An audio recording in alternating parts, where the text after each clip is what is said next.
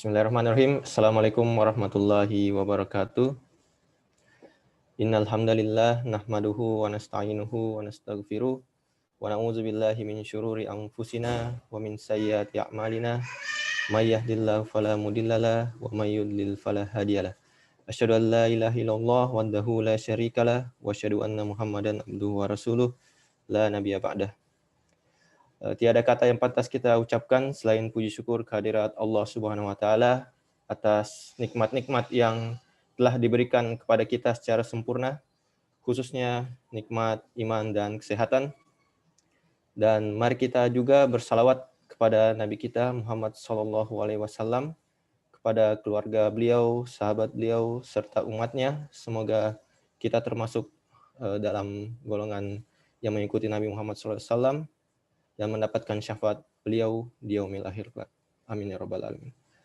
Di masa-masa saat ini, di mana meningkatnya kasus COVID-19 di berbagai tempat, juga mengingatkan kita tentang pentingnya meningkatkan imunitas tubuh, selain juga tidak kalah pentingnya menjaga protokol kesehatan. Namun penting juga kita sebagai muslim untuk senantiasa menjaga dan meningkatkan iman kita, karena iman itu yang akan menjadi dasar dalam beramal soleh, dan menjadi bekal untuk mendapatkan kebahagiaan di dunia dan di akhirat. Dan sebagai salah satu upaya untuk menjaga dan meningkatkan iman kita adalah dengan menghadiri majelis ilmu seperti kegiatan yang akan kita lakukan insya Allah sebentar lagi. Dan alhamdulillah pada malam hari ini kita akan melanjutkan kembali kajian kitab Hadis Arba'in An-Nawawi, yang insya Allah akan dibawakan oleh Ustadz kita, Dr. Topan Setiadipura. Dan pada kesempatan hari ini, kita akan melanjutkan materi telah memasuki hadis ke-14 dengan tema kapan darah seorang muslim boleh ditumpahkan. Nah, seperti biasa, kajian akan berlangsung selama 1 jam, dan setelah itu akan diikuti oleh sesi tanya jawab dan diskusi kurang lebih 30 menit. Bagi rekan-rekan sekalian yang memiliki pertanyaan di tengah pemaparan materi, bisa menuliskan komentarnya di kolom chat, ataupun bisa juga pada saat sesi diskusi berlangsung mengajukan pertanyaannya secara langsung kepada Ustadz. Oke, untuk mengefektifkan waktu, kita masuk ke materi, dan untuk itu kepada Ustadz Topan kami persilahkan. Tafadhol, Kang. Jazakallahu khair Rama atas pengantarnya yang luar biasa. Alhamdulillah, ikhwah, teman-teman sekalian, ikhwah dan akhwat yang semoga dirahmati Allah SWT. Alhamdulillah, Allah SWT kembali mengizinkan kita untuk berjumpa di majelis virtual ini untuk melanjutkan ikhtiar kita, usaha kita untuk memahami agama Allah SWT yang diturunkan kepada Nabi-Nya Muhammad SAW, ya. Secara khusus melalui kumpulan atau buku yang mengumpulkan hadis-hadis Al-Arba'in, ya, 40-an, meskipun jumlahnya tidak 40 ya, tapi 42, ya, agak nambah dikit, ya, yang dikumpul oleh Imam Nawawi rahimahullah, ya, dan juga secara khusus penjelasan dari Imam Nawawi sendiri. Jadi kita dalam seri ini kita coba memahami apa yang diterangkan oleh Imam Nawawi rahimahullah secara khusus terkait dengan hadis-hadis yang beliau kumpulkan. Dan kembali sekedar memahami bahwasanya ketika Imam Nawawi dan para ulama mengumpulkan, sebenarnya yang dimaksud adalah mereka memang punya sanad hadis tersebut, ya. Jadi ini mungkin dibalik itu, meskipun ya, hanya dari sisi ilmiah saja, bahwasanya hadis-hadis yang dinukil oleh Imam Nawawi adalah memang hadis-hadis yang Imam Nawawi sendiri memiliki sanad hadis tersebut. Artinya memiliki jalur periwayatan, ya, dari Imam Nawawi sampai kepada Nabi kita Muhammad Sallallahu Alaihi Wasallam. Secara umum seperti itu, ya. Kembali ikhwas sekalian, sekedar untuk mengingatkan kita, Ya, ini diskusi kita pekan lalu tentang hadis ke-13 ya. Ada beberapa hal yang sekedar mengulang ya. Atau kalau boleh bentuknya mungkin semacam pertanyaan tapi tidak langsung kita jawab saja, bahwa ada fakta yang menarik dari pekan lalu bahwasanya ternyata ada orang yang ikut perang Badar tetapi tidak termasuk sebagai Badriyin atau Badriyun. Dia ikut perang Badar, yaitu Anas bin Malik ikut perang Badar tetapi usianya belum usia prajurit ya, belum usia tentara lah kalau kita sekarang, sehingga ikut tetapi statusnya sebagai aspri, kalau sekarang mungkin asisten pribadi dari Nabi kita Muhammad Sallallahu Alaihi Wasallam ya. Jadi disebutkan kemarin, jadi beliau adalah asisten datang perang Badar tetapi tidak dihitung sebagai ahlul badri ya, tidak dihitung sebagai ahlul badri. Dan yang kedua, sekedar mengingatkan ya, ada doa yang menarik dari Nabi kita Muhammad SAW terhadap sahabat kita Anas bin Malik ya, sahabat Nabi kita Muhammad SAW, maksudnya sahabat yang dipilih yang meriwayatkan hadis ini, karena Nabi kita Muhammad SAW pernah berdoa untuk beliau, aksir malahu wa waladahu. Ya Allah, ini doa Nabi kita Muhammad SAW yang tentunya mustajab ya, perbanyaklah harta dan anak dari Anas bin Malik. Ini atas permintaan dari ibunya ya. Jadi boleh ya seorang ibu ya, ketika bertemu dengan orang soleh meminta untuk ya, tentunya bagi kita tertutup peluang untuk bertemu di dunia ini dengan Nabi kita SAW, tetapi para ulama membolehkan ya bertemu orang soleh, dan tentu juga seorang ibu bisa juga mendoakan sendiri ya. Dari sini menarik doanya, perbanyak harta dan anak, wabarik lahu, berilah berkah, dan yang utama wa adkhilhu al jannah, masukkan ke surga. Ini tentu bernuansa seirama dengan doa yang masyhur ya, doa doa sapu jagat istilahnya, yang terdapat di surah Al-Baqarah ayat 201 kalau salah ya. Rabbana atina fid dunya hasanah wa fil akhirati hasanah. Ya Allah, berikanlah kebaikan di dunia dan juga kebaikan di akhirat. Ya. Ini sekedar mengingat, dan tentu beberapa fakta menarik tentang sahabat, dan hadisnya masyhur ya, la yu'minu ahadukum hatta yuhibba li akhihi ma yuhibbu li nafsihi. Yang mungkin sekedar mengingatkan bahwasanya kecintaan untuk mencintai kebaikan bagi saudara kita itu bukan sesuatu yang tabiatnya. Istilah Imam Nawawi ya, al-mahabbah ad-diniyah, itu adalah kecintaan yang sifatnya diniyah, cinta yang sifatnya ketaatan. Karena memang bawaan jiwa kita ketika ada orang yang lebih dari kita, itu bawaannya, tabiatnya itu kita tidak senang. Tabiatnya menurut Imam Nawawi. Sehingga dia menjadi nilai ibadah ketika kita bermujahadah melawan itu, melawan tabiat itu. Kita berusaha untuk senang meskipun ada saudara kita misalnya lebih sukses dagangnya, lebih sukses apanya segalanya, kita tetap merasa senang, karena seandainya hal itu pun terjadi kepada kita, kita akan senang. Ya, secara tabiat itu tidak mudah ya. Jadi dia bukan, istilah Imam Nawawi, al-mahabbah al-basyariyah, bukan kecintaan yang sifatnya basyariyah, tabi'i, tetapi al-mahabbah ad-diniyah. Jadi perlu perjuangan. Ya, semoga kita bisa melanjutkan perjuangan itu terus, insyaallah. Masuk di hadis hari ini, ya, sekalian saya memohon maaf kepada ikhwah, termasuk juga kepada moderator Ahrama, ya. Karena memang ini maaf kepada ikhwas sekalian, dalam broadcast sebenarnya kita akan bahas hadis ke-14 ya.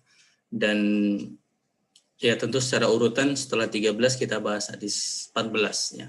Tapi qadarullah tadi menjelang maghrib setelah ya, beberapa hal ya, lebih kepada kemantapan anak pribadi ya, karena di hadis 14 ketika membaca tambahan dari beberapa buku lain, ada beberapa hal yang bagi saya pribadi masih beberapa hal yang perlu dibahas ya, karena ada beberapa hal terkait hukum atau bab jinayat dalam fikih Islam, dan itu tidak mudah.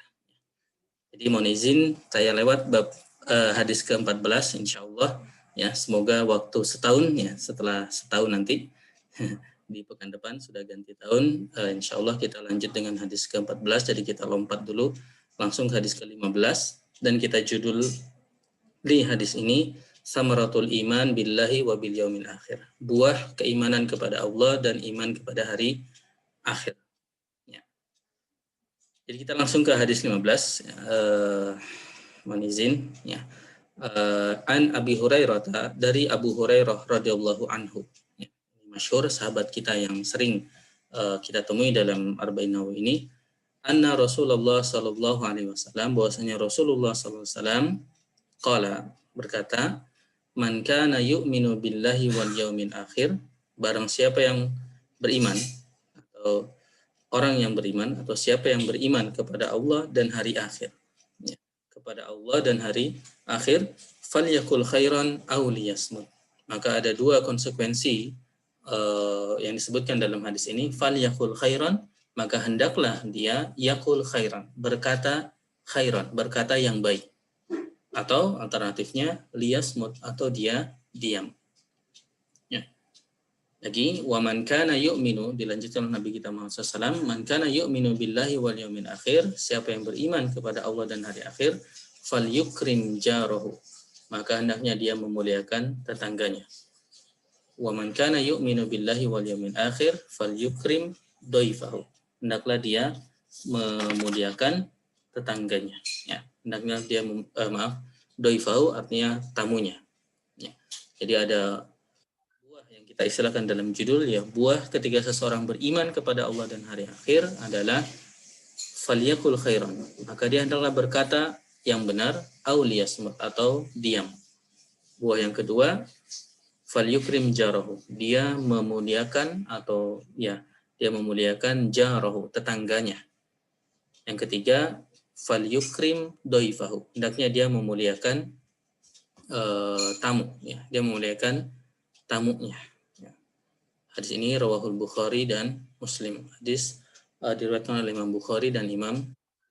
Sebenarnya kita pahami disinggung sedikit tentang ilmu hadis, ya, bahwa ketika tidak disebutkan maka umumnya lafaz ini adalah lafaznya Imam Bukhari, lafaz yang diriwayatkan dari Imam Bukhari.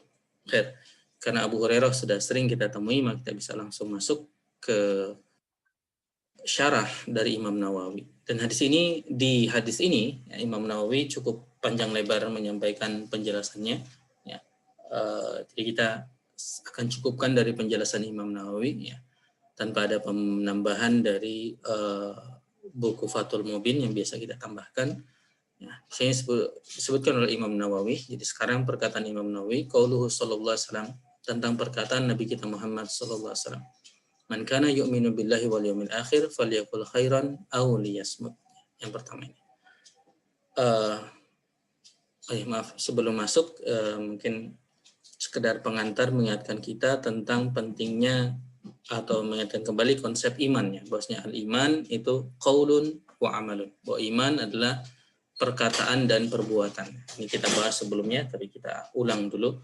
Iman itu perkataan dan perbuatan. Ya. Jadi perkataannya bercabang, yaitu perkataan qaulul qalbi wa qaulul lisan. Ya. Perkataan hati dan juga perkataan lisan. Ya. Dan amal hati dan juga amal lisan. Jadi ada 4. Ya. Iman adalah perkataan hati, yaitu membenarkannya, tasdiq, pembenaran terhadap risalah, pembenaran terhadap kalimat la ilaha illallah, ya, dan juga amal hati. Amal hati contohnya ya cinta, tawakal, takut, harap, ya, itu amal hati. Dan juga amal, yaitu amal lisan dengan mengikrarkannya, dan amal anggota tubuh. Kalau kita lihat di sini, maka hadis ini menerangkan maksud dari iman itu tidak hanya diucapkan, tidak hanya diyakini, tapi keluar dalam bentuk amalannya. Di antaranya bagian pertama ini falyakul khair. Jadi termasuk iman yang muncul dalam bentuk amal lisan, amal lisan. Nanti di bawahnya yang memuliakan tetangga dan memuliakan tamu itu dalam bentuk amal jawarih, ya. Termasuk juga amal lisan, tentu memuliakan mereka dengan lisan kita dan dengan apa yang bisa kita berikan kepada tetangga kita. Ya, tentang perkataan ini, Imam Nawawi menukil perkataan Imam Syafi'i. Ya, Imam Nawawi menukil perkataan Imam Syafi'i. Tentu di balik nama ini ya semoga ikhwah dan akhwat sekalian tergambar kebesaran dari dua nama ini. Imam Syafi'i tentunya ulama yang besar, imam dari 4 madhab ya, dan juga Imam Nawawi sendiri yang kita kenal. Ya. Imam Syafi'i berkata, makna hadis ini adalah idza arada, jika seseorang ingin ayyatakallam falyufakkir. Hendak berbicara falyufakkir, hendaklah dia berpikir dulu. Ya, dia menimbang-nimbang dulu. Fa in dhahara annahu la darara alaihi takallama. Fa in dhahara, jika nampak baginya ya, dhahara ya secara zahir annahu la darara, bahwa tidak ada mudarat dalam apa yang dia katakan, ya. Bahkan sebagian besar kemungkinan adalah manfaat, ya. Takallam, maka dia hendaklah berbicara, artinya lanjutkan dengan berbicara. Wa in dhahara anna fihi dararun, ketika nampak baginya ya bahwasanya dengan dia bicara di saat itu, di waktu itu, dalam kasus itu malah mendatangkan kemudaratan, au syakka fihi, atau dia ragu ya, atau dia ragu, artinya ini ragu ya dan lebih cenderung kepada banyak mudaratnya, amsik, maka tahan ya, maka tahan, jangan berbicara. Jadi hadis ini mengajarkan ya, menurut Imam Syafi'i ya, kalau mau bicara ditimbang-timbang dulu ya, timbang dulu ya. Dan dalam bentukan hadisnya memang yang pertama adalah falyakul khairan. Jadi kalau bisa ngomong yang benar, ngomong yang baik. Kalau tidak bisa baru liyasmut, baru diam ya, baru diam.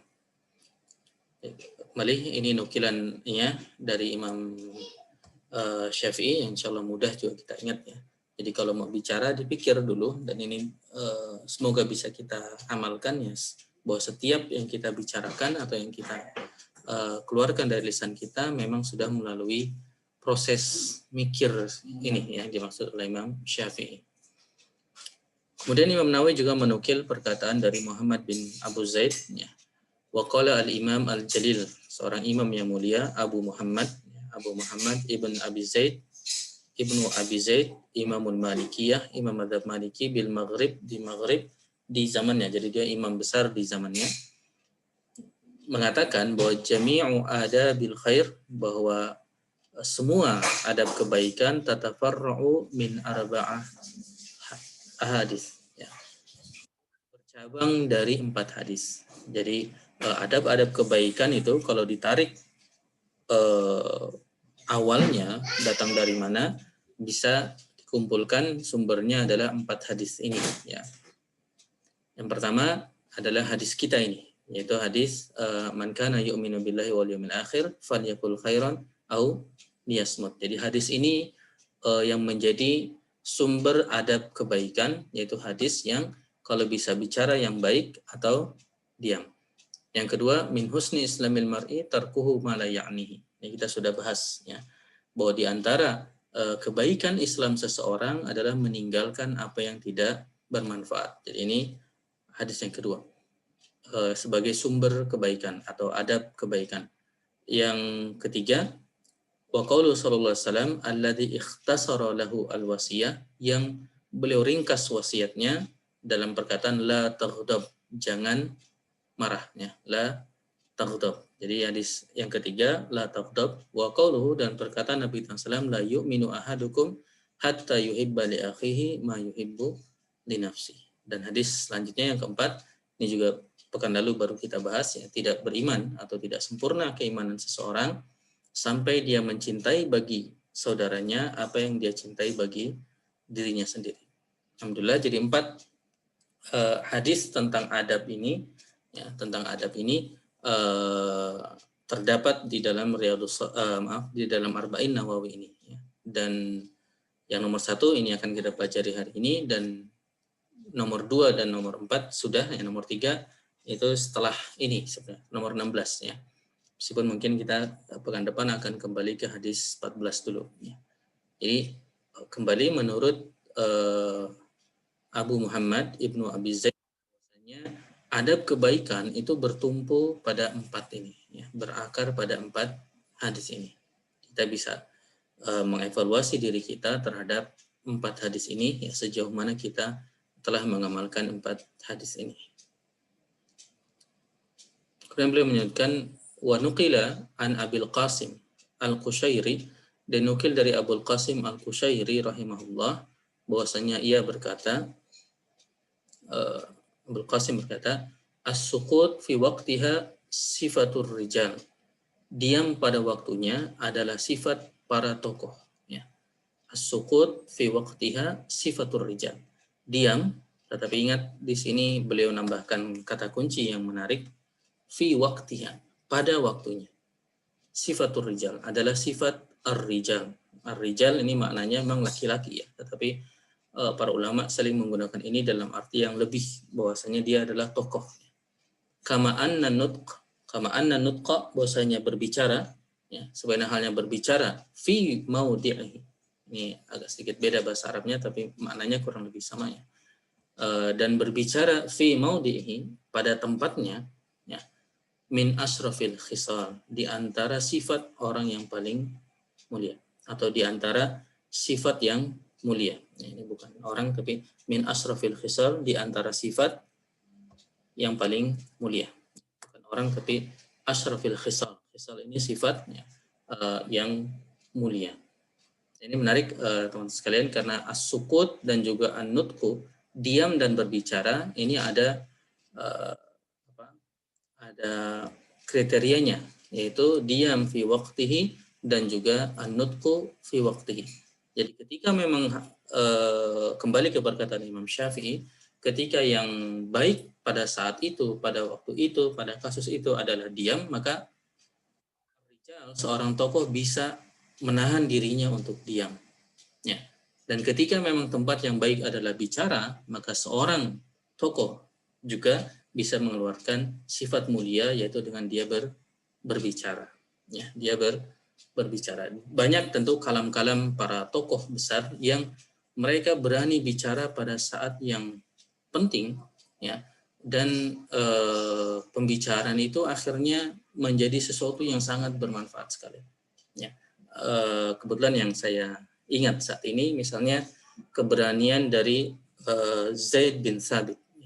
Zaid bin Thabit, ya, seorang sahabat yang mulia, yang guru dari Ibnu Abbas, ya. Jadi Ibnu Abbas itu sahabat yang muda yang berguru kepada diantaranya Zaid bin Thabit, ya. Kalau kembali kepada Anas bin Malik yang kita sebut tadinya di pekan lalu, Anas bin Malik itu bisa ikut perang Badar tapi tidak sebagai prajurit. Nah, Zaid bin Thabit ini juga orang anak-anak muda yang gagal menjadi tentara, menjadi prajurit di perang Badar. Tapi Zaid bin Thabit tidak pergi. Anas bin Malik alhamdulillah bisa pergi, meskipun para ulama sepakat, ya, menurut Ibnu Hajar Al-Haytami, bahwasanya tidak masuk Ahlul Badar Zaid bin Thabit, Anas bin Malik, karena masih kecil.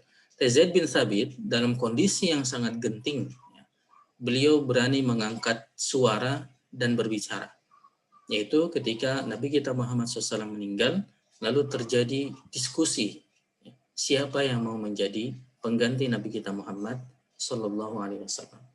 Dan itu momen yang sangat genting tentunya, momen yang sangat genting. Orang Ansor juga, ya, sebagian sempat mengatakan, mengusulkan bagaimana kalau dari Ansor, bahkan sempat ada usulan bagaimana kalau Muhajirin punya pemimpin, Ansor punya pemimpin. Maka di saat itulah posisi Zaid bin Thabit, ya, yang orang Ansor mengatakan, Ansor, kami adalah penolong Muhajirin dan kita akan tetap menjadi penolong Muhajirin, ya. Kami adalah penolong Rasulullah SAW sebagai pemimpin, maka silahkan pimpinan datang atau didatangkan dari Muhajirin, ya. Maka Masya Allah, atas perkataan itu orang-orang Ansor sepakat, jadi tidak banyak lagi diskusinya, sepakat, dan umat ini terselamatkan dari perpecahan gara-gara ada orang yang an-nutqu, bicara, tapi fi maudhi'i, dalam maudhi' ini bukan hanya tempat tetapi juga dalam temanya, dalam kasusnya, ya, dalam pembicaraan itu, ya. Jadi kembali perlu memilih waktu dan tempat. Qala berkata juga masih ulama yang tadi, wasami itu Aba Ali ad-Daqqaq ya, Aba Ali berkata, man sakata 'anil haq. Nah, ini juga sekaligus peringatan ya, man sakata 'anil haq. Barang siapa yang diam 'anil haq terhadap kebenaran, ya, fahuwa syaitonul akhras, maka ia adalah setan yang bisu. Ini mungkin menjadi penyeimbang bahwasanya diam itu ketika tidak pada waktunya bisa jadi malah berbahaya. Ya. Maka di sini seorang ulama mengatakan diistilahkan syaitonul akhras, ya, setan yang bisu. Ya, kembali ini perkataan ulama, bukan sabda Nabi kita Muhammad SAW. Ya, setiap perkataan punya tempatnya masing-masing ya. Syaitonul akhras ini tentu perkataan ulama. Di satu sisi bukan perkataan Nabi, tapi di sisi lain juga bukan perkataan orang biasa seperti kita. Ya, tentu ada nilai di situ. Ya. Syaitonul akhras. Jadi perlu hati-hati ya, kalau waktunya bicara maka sebaiknya kita juga bicara. Wa kadza naqalahu fi al-hilyatil ghairi wahidin. Dan begitu juga dinukilkan dalam Hilyatul Auliya, ini buku banyak cerita tentang akhlak para ulama kita, Hilyatul Auliya ya, karangan Abu Nuaim ya, dari beberapa ulama. Jadi bukan hanya dari Aba Ali ad-Daqqaq ini ya, perkataan bosnya man sakata 'anil haq fahuwa syaitonul akhras. Barang siapa yang diam terhadap kebenaran, jadi ketika kebenaran itu perlu disampaikan seperti Zaid bin Sabit tadi, bosnya yang benar adalah pemimpin tetap datang dari Muhajirin ya. Terutama pada kasus itu penggantian Nabi kita Muhammad SAW ya, pengganti Nabi kita Muhammad SAW ya, maka beliau berani angkat bicara dan umat ini selamat ya. Jadi perlu hati-hatinya ketika kebenaran itu harus diungkapkan, maka kita harus berani menyampaikan kebenaran itu. Kalau selintas dari berbagai hal ini, maka bisa kita pahami tentang kembali pentingnya belajar, ya, pentingnya thalibul ilm, pentingnya memasukkan banyak data istilah sekarang ya, belajar pemahaman tentang kalamullah dan kalam Nabi kita Muhammad SAW ya. Karena kita tidak tahu kapan waktu dan tempat di mana kita memerlukan ilmu tersebut dan perlu untuk angkat bicara. Karena ada berbagai satu kondisi mungkin kita tidak mengerti sehingga kita selalu pada posisi tidak tahu mana yang harus dibicarakan. Ya. Tidak tahu mana pendapat yang benar. Ya. Dan posisi lainnya adalah kita tahu tetapi kita tidak berani bicara. Jadi ada dua hal. Tentu minimal yang penting adalah kita menambah kemungkinan untuk tahu dengan menambah bacaan kita terhadap pemahaman Al-Quran dan pemahaman hadis Nabi kita Muhammad sallallahu alaihi wasallam. Dilanjut lagi dalam Hilyatul Auliya, annal insan disebutkan bahwasanya al-insan manusia yanbaghi lahu, hendaknya ia alla yakhruja min kalamihi illa ma yahtaju ilaih. Tidak keluar dari lisannya kecuali yang dibutuhkan. Ya. Kecuali yang dibutuhkan. Ya. Ini saling mendukung dengan perkataan tadi. Jadi memang pada waktunya dia diperlukan dikeluarkan. Ya. Kama annahu la yunfiqu min kasbihi illa ma yahtaju ilaih. Sebagaimana dia juga tidak membelanjakan, tidak mengeluarkan dari usahanya, apa yang dia dapat dari usahanya, ya. Dia tidak belanjakan illa ma yahtaju ilaih, kecuali juga yang dia butuhkan. Ya. Kecuali yang dia butuhkan. Saya ada juga perkataan lau kuntum tashtaruna al-kaghid lil hifdzah, ya, seandainya kalian memberi kertas ya untuk menulis, ya, niscaya kalian diam tidak banyak bicara. Wallahu a'lam tentang mana detail ini yang dikatakan dinukilkan dalam Hilyatul Auliya. Kemudian dilanjutkan oleh Imam Nawawi, waruya, dan diriwayatkan anhu sallallahu alaihi wasallam, dari Nabi kita Muhammad SAW perkataan di mana beliau sallallahu berkata, min fiqhir rajul, atau di antara fiqh atau fikih itu ilmu atau kefahaman seseorang adalah qillatu kalamihi fi ma la ya'nihi, sedikitnya bicara orang tersebut dalam hal-hal yang memang tidak berguna baginya. Jadi dalam hal yang tidak berguna baginya, atau dalam istilah di atas, memang bukan waktunya dia bicara, bukan maudhu'nya, bukan temanya dia juga bicara, ya maka dia sedikit bicara.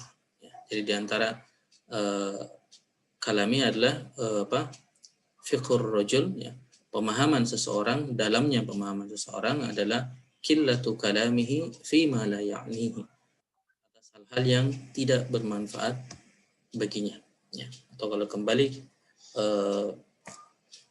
bisa jadi ditafsirkan dengan pemahaman perkataan Imam Syafi'i tadi, ya, pada hal-hal yang memang membawa kebaikan kepadanya, tidak membawa mudarat.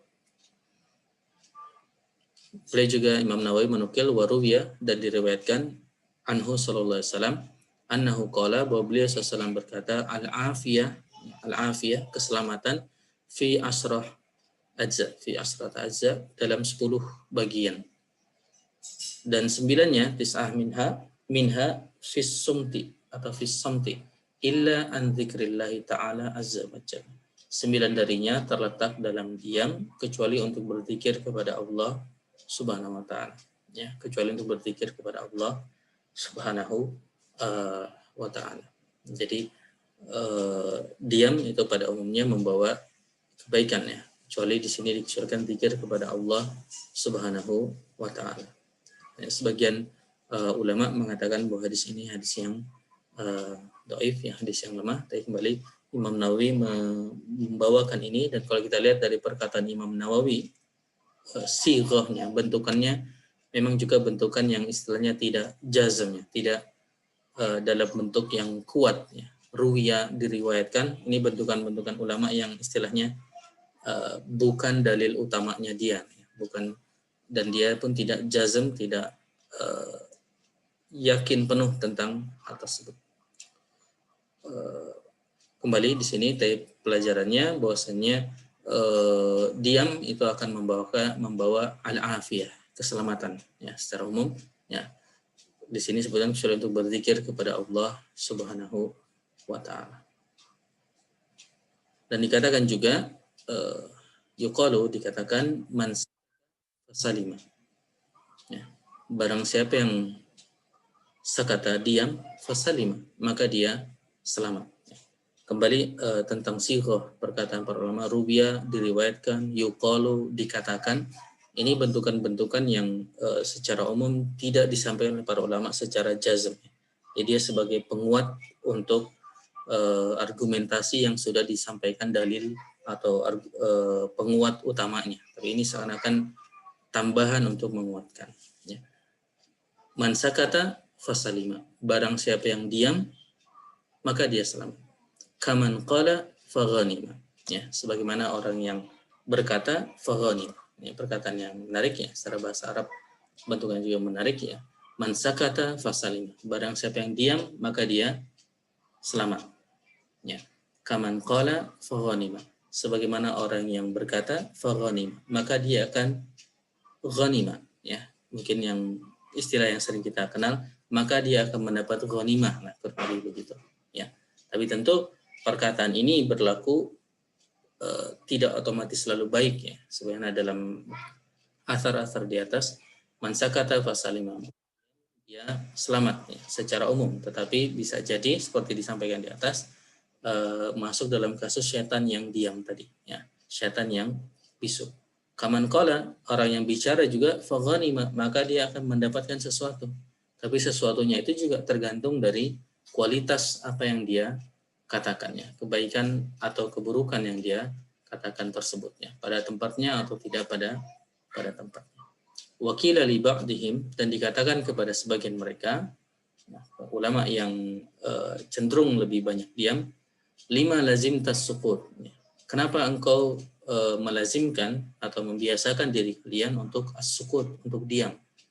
Qala, mereka berkata, li'anna, karena mungkin kurang alif sini, li'anna, karena kami lam andim ala sukut qat, karena kita tidak pernah menyesal atas diamnya kita. Jadi ketika mereka memilih diam itu tidak pernah menyesal. Waqad nadim itu dan kita sering menyesal, ya. Kita sering menyesal alal kalami mararan. Ketika kita mencoba untuk bicara, justru seringnya itu disesali, ya. Ketika bicara seringnya disesali sehingga akhirnya mereka memilih untuk diam, ya. Juga dikatakan kharjul lisan, artinya luka lisan atau luka karena lisan, ka kharjil yadi, seperti luka tangan karena tangan, ya. Jadi lisan juga bisa melukai sebagaimana tangan bisa melukai. Dan ini bahkan kita sering mendengar yang lebih dari itu, ya. Bahwasanya luka karena lisan itu kadang lebih berdampak dibandingkan luka karena tangan. Yang jelas kembali seorang muslim siapa?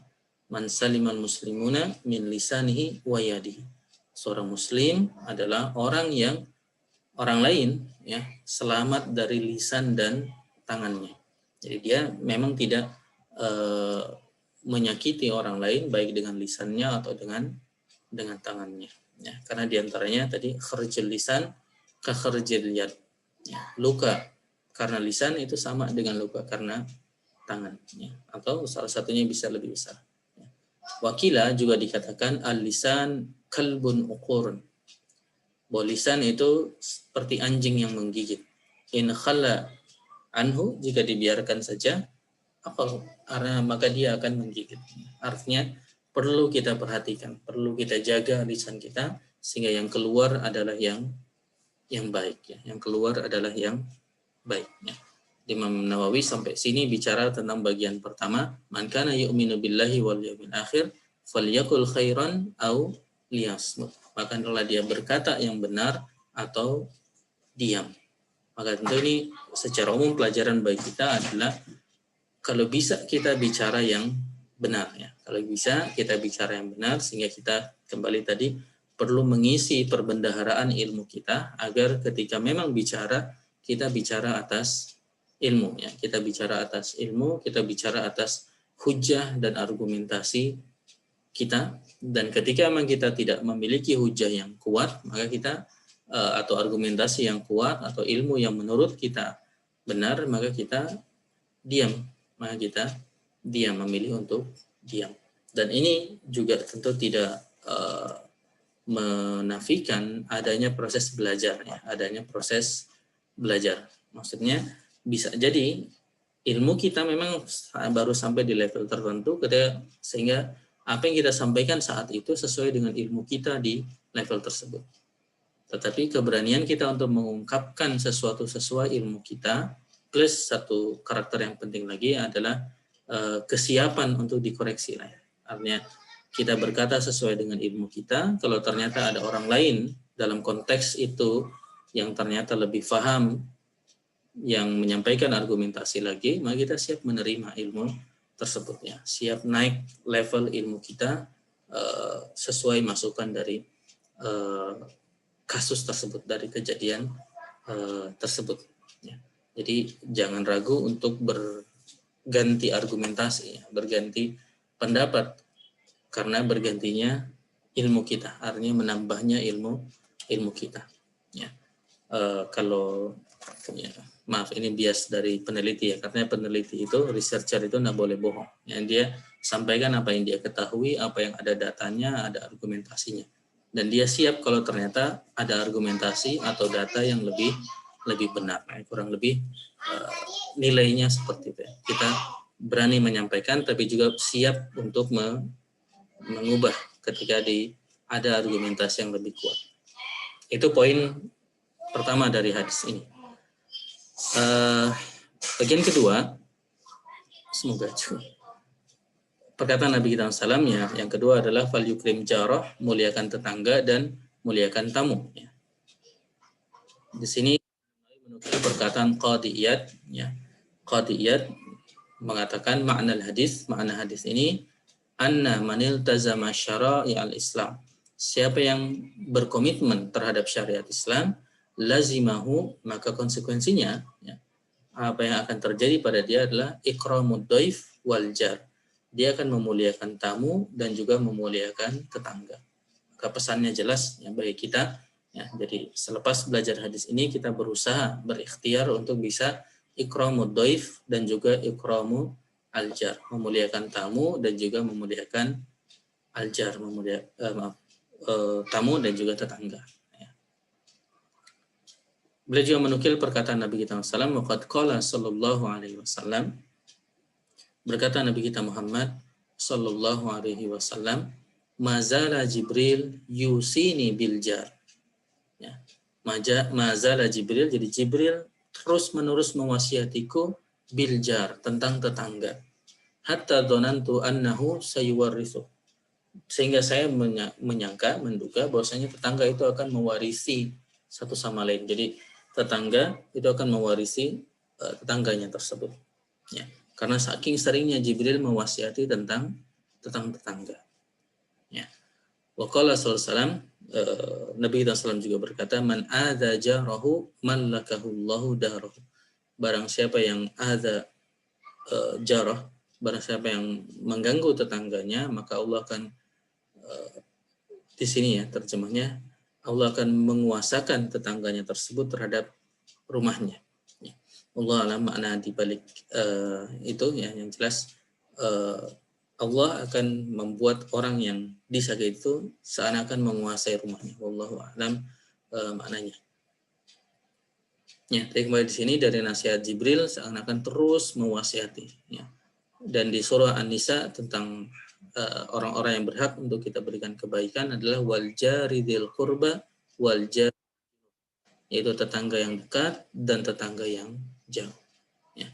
Jadi perkataan qadiyat dan juga hadis dari Nabi kita Muhammad SAW dan ayat Al-Quran ini yang dinukilkan oleh Imam Nawawi menguatkan tentang pentingnya berbuat baik kepada tetangga. Imam Nawawi juga menyebutkan ada 4 aljar yaqa'u ala arba'ah. Di tetangga itu terjadi pada 4 kondisi. Ya. Pertama, as-sakin ma'aka fil bait. Itu orang yang tinggal bersama dalam rumah. Orang yang tinggal bersama dalam rumah. Ini diistilahkan juga jar, orang yang tinggal bersama dalam rumah. Tentu juga kita paham kondisi yang pada beberapa rumah, pada beberapa tradisi atau beberapa kebiasaan di berbagai kaum ya, ada orang yang satu rumah berbagai keluarga ya, berbagai keluarga dalam satu rumah. Keluarga dalam artian keluarga inti, ayah, ibu dan anak. Jadi yang jelas aljar yang pertama adalah yang memang di dalam rumah dan ini yang paling dekat. Ya. Beliau menukil syair yang ya kita hanya bisa menerjemahkan secara harfiah. Saya cek beberapa hal tadi yang juga diterjemahkan seperti itu ya dalam terjemah yang ada.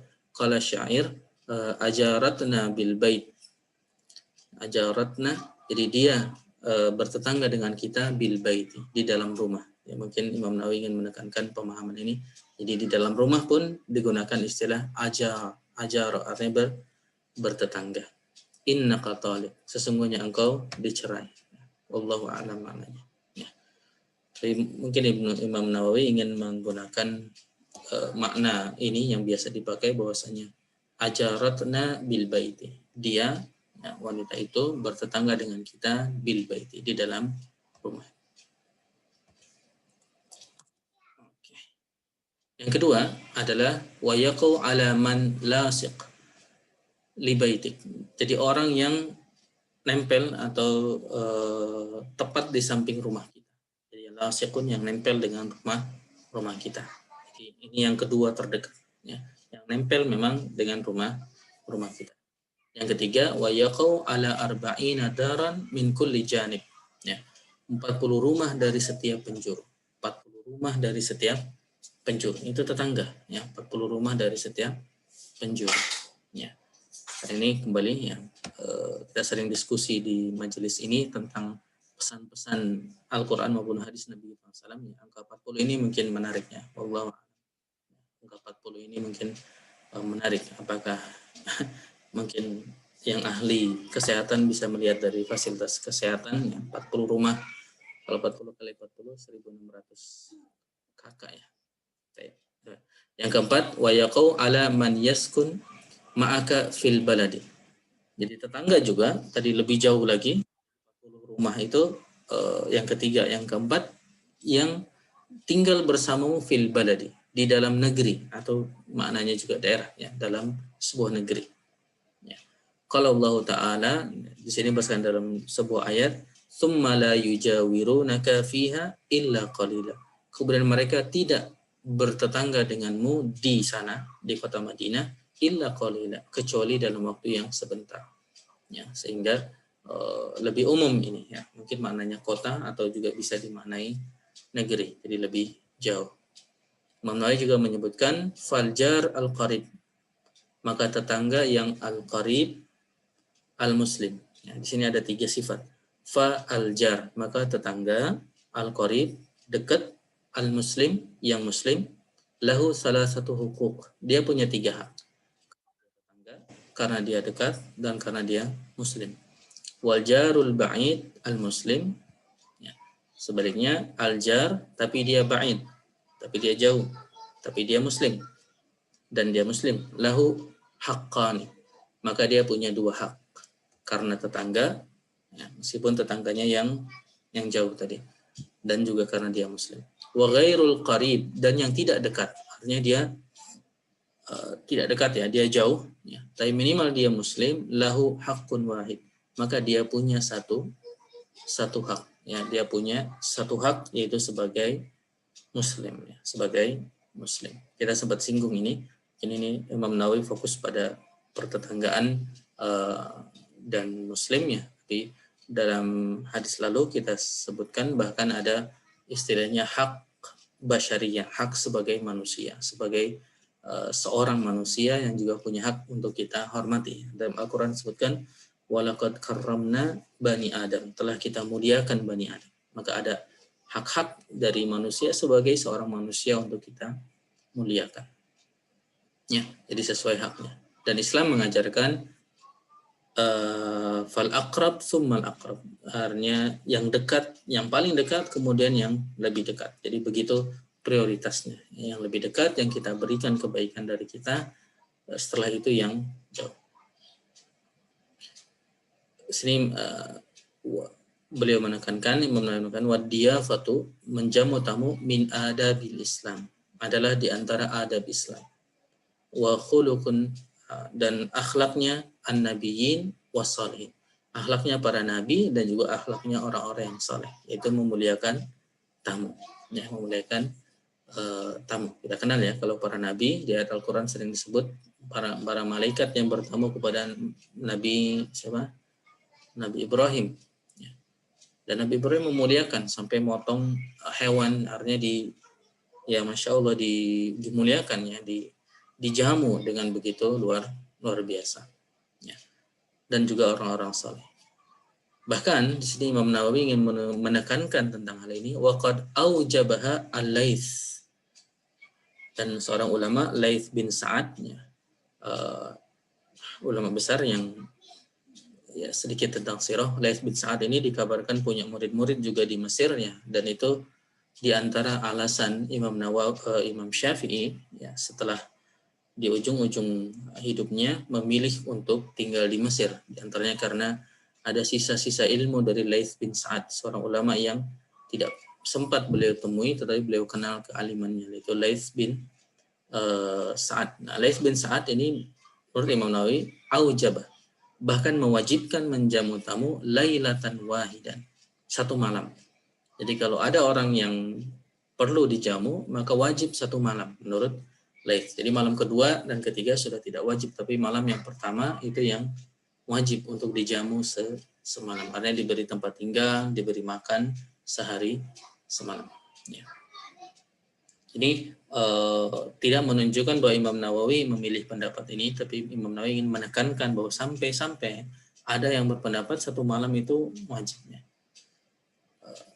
Dan wallahu alam, secara umum para ulama mengatakan sunnah, hukumnya memang sunnah, tidak wajib artinya. Dan di akhir Imam Nawawi menukil dan memberikan kepada kita diskusi para ulama tentang waqtalafu ahlud diyafah ala hadir wal badir. Ulama berselisih apakah menjamu tamu itu berlaku bagi orang yang menetap dan orang yang nomaden. Jadi orang yang diam di kota atau orang yang nomaden, orang yang sedang bepergian. Fadhahab Syafi'i, Imam Syafi'i dan Muhammad bin Abdul Hakam berpendapat bahwasanya alal hadir wal badi, wajib bagi orang maksudnya berlaku, artinya kesunahan itu kalau memang maknanya sunnah, bagi yang mewajibkan maka kewajiban bagi yang hadir, yang diam, yang menetap, wal badi, dan yang nomaden, yang bepergian atau apa. Wa dhahaba Malik was Sahnun, dan berpendapat Imam Malik dan ulama lain as-Sahnun bahwasanya khusus kepada ala ahlil bawadi, kepada yang nomaden saja, kepada yang nomaden saja. Ya, jadi kembali ini diskusi yang diangkat oleh Imam Nawawi ingin menekankan bahwasanya diskusi ulama tentang itu. Jadi orang yang perlu untuk kita jamu itu apakah orang yang nomaden tadi atau orang yang diam. Ya, sini beliau menyebutkan li anal musafir yajidu fil hadr al manazil fil fanadiq wa mawadi'in nuzul wa ma yashtari minal aswaq. Jadi beliau menyebutkan bahwasanya orang yang musafir pun akan mendapati ya, di fil hadir, di kota maksudnya, al manazil fil fanadik, tempat tinggal di penginapan-penginapan dan tempat singgah ya, dan tempat-tempat singgah, dan dia juga bisa mendapatkan yashtari minal aswaq, apa yang bisa dia beli di pasar-pasar. Waqad jaa fil hadis, ya, telah datang dalam hadis, ad-diyafatu ala ahlil wabar wa laysat ala ahlil madr, ya. Al-madri. Meskipun Imam Nawawi mengatakan lakinahu haditsun maudhu, meskipun itu hadis yang maudhu. Jadi hadisnya menjamu tamu itu bagi ahli al-wabar, jadi penduduk kota, dan tidak kepada penduduk yang bukan kota. Tapi hadis ini hadis yang palsu. Wallahu alam, itu tema fikih yang diangkat oleh Imam Nawawi. Tapi poinnya adalah bisa dikuatkan dengan perkataan ini atau paragraf ini, wadiyafatu min adabil Islam, menjamu tamu adalah di antara adab Islam, wa khuluqun nabiyyin wa salihin, dan akhlak para nabi dan juga akhlaknya orang-orang saleh. Ya. Untuk menguatkan, Imam Nawawi sampai menyampaikan pendapat Laits bin Sa'ad tentang wajibnya memuliakan tamu atau menjamu tamu ya, setidaknya satu malam. Ya. Sampai di situ berakhir syarah atau penjelasan dari Imam Nawawi, yang intinya hadis ini beliau bagi dua pembahasannya. Yang pertama tentang falyakul khairan aw liyasmut, yang kedua memuliakan tetangga dan juga memuliakan tamu. Ya. Alhamdulillah secara umum hadis ini termasuk hadis yang sharih, ya, hadis yang jelas sebenarnya. Tinggal bagaimana kita bermujahadah untuk bisa mengamalkan hadis ini. Alhamdulillah, mungkin itu penyampaiannya. Selanjutnya saya kembalikan kepada Rama. Tafadhal, Rama. Baik, jazakallah khairan Kang Topan atas pemaparan materinya pada hari ini. Bagi rekan-rekan sekalian yang ingin mengajukan pertanyaan, sekarang kami buka sesi tanya jawab dan diskusi, bisa melalui chat ataupun mengajukan pertanyaan secara langsung kepada Kang Topan. Dipersilakan.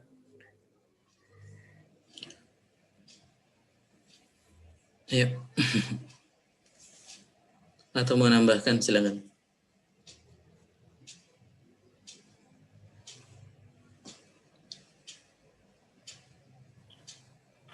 Assalamualaikum, Mas Topan, Rahma. Assalamualaikum, silakan.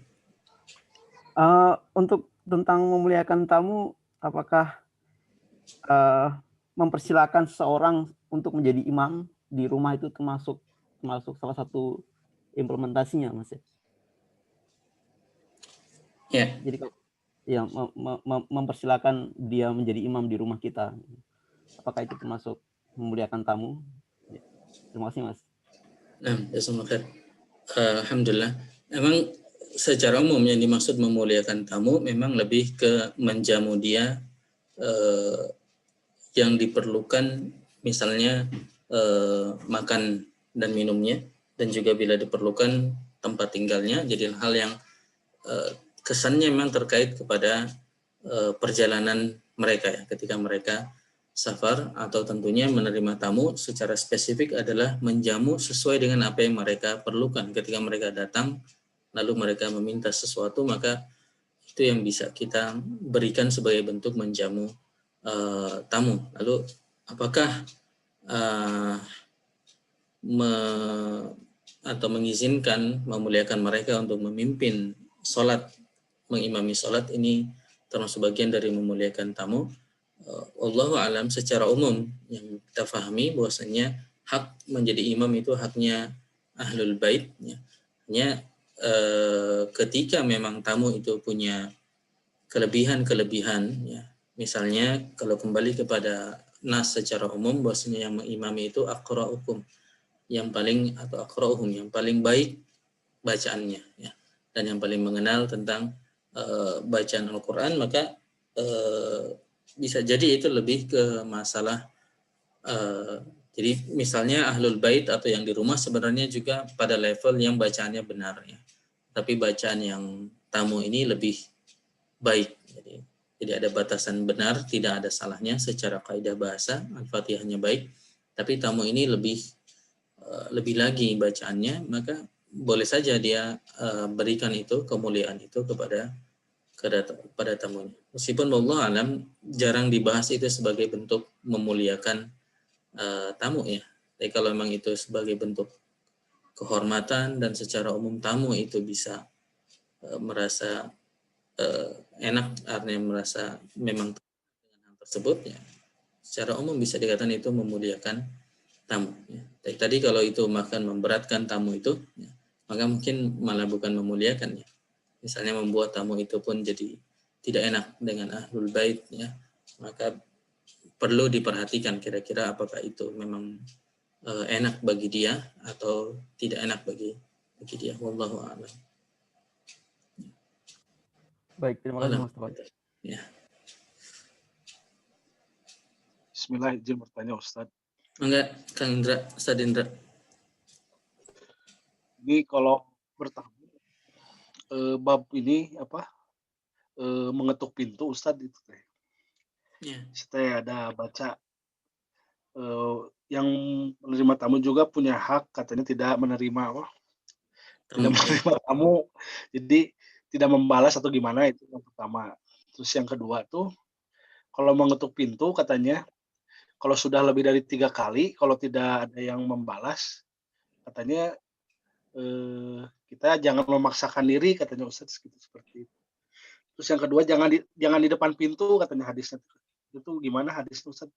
Jadi jangan depan pintu, tapi kalau bisa tuh di posisi kitanya ada di sebelah pinggirnya, jadi supaya nggak melihat langsung ke yang di dalam, atau jangan sambil mengetuk sambil ngelihat ke jendela katanya. Nah itu kira-kira gimana tuh Ustadz tuh? Termasuk adab-adab dalam bertamu gitu. Bagusnya seperti apa Ustadz? Jazakallahu khairan. Ya, jazakallahu khairan Kang Indra, Ustadz Indra. Jadi memang di antara adab dan di antara kita menghormati hak orang lain ya. Di antara hak orang lain adalah hak waktu mereka yang mereka pilih untuk menghabiskan waktunya. Ya, di antaranya memang Islam mengajarkan ketika kita bertamu ya, maka seseorang pun ya, tadi disebutkan ahlul baitnya punya pilihan antara apakah dia mau menerima tamu itu atau tidak menerima tamu itu. Ya, tentu ini kalau dibalik lagi pertanyaannya, apakah kalau tidak menerima tamu berarti tidak memuliakan tamu? Ya, jawabannya tidak otomatis ya, karena kembali secara jumhur para ulama mengatakan sunnah ya, artinya bisa dilihat dari kondisi dia ya, kondisi orang tersebut ketika memang dia ada hajat untuk tidak menerima tamu, jadi ada keperluan yang dia kerjakan dan selintas mungkin dia melihat yang datang tidak urgen, maka dia berhak untuk menolak tamu tersebut. Dan diantara tandanya yang diajarkan dalam hadis adalah ketika mengetuk 3 kali tidak dijawab, maka kita tidak lanjut mengetuk. Jadi kalau mau nunggu di situ, ya boleh saja, asal jangan mengetuk, asal jangan mengetuk ya. Artinya asal jangan memberikan secara umum, maknanya jangan memberikan apa istilahnya, desakan ya, bahwa dia harus diterima begitu ya, bahwa dia harus diterima, karena bagaimanapun itu hak mereka. Dan tadi emang terkait kepada aurat, bahwasanya apa yang ada di dalam rumah itu pada dasarnya akan seperti aurat ya, tidak bisa atau tidak sebaiknya tidak kita lihat, karena mungkin ada fitnah kalau tidak sengaja kita lihat. Nah, di antara secara umum ajaran Islam adalah saddu dzari'ah, menutup sebab ya. Di antara sebab ya, mungkin adalah kalau kita disebutkan dalam hadisnya, tapi maknanya adalah kalau tempat-tempat yang memang memungkinkan kita melihat meskipun tanpa sengaja ya. Melihat tanpa sengaja karena kita ada depan pintu dan pintu harus dibuka ya. Ketika dibuka, istilah Sunda ngegeblang gitu ya, kelihatan dalamnya, maka kita harus hindari hal tersebut ya. Kalau bisa pandangan kita tidak mengarah kepada, kalau seandainya dibuka pintunya kita bisa melihat banyak hal, apalagi kalau sampai tadi melihat-lihat gitu, ngintip-ngintip, maka itu tidak disyariatkan ya untuk seperti itu. Wallahu alam, kurang lebih seperti itu. Indra, jazakumullah khair. Dan memang kita pun perlu secara umum ya, perlu hati-hati ya. Para ulama banyak juga dalam bab tentang menjaga waktu ya. Biasanya dikisahkan para ulama itu tidak banyak juga menerima tamu ya, pada waktu-waktu yang memang mereka fokuskan untuk kegiatan-kegiatan mereka. Wallahu a'lam. Ada di teks, di chat ini Akhrama ya, nggak apa langsung anda baca ya? Enggak, Kang. Assalamualaikum, jika ada tamu datang ke rumah kita, namun tamu tersebut datang mencaci maki kita, masih wajibkah kita menjamunya? Ya, Waalaikumsalam warahmatullahi wabarakatuh. Ketika tamu itu datang dan menzalimi kepada kita, tentu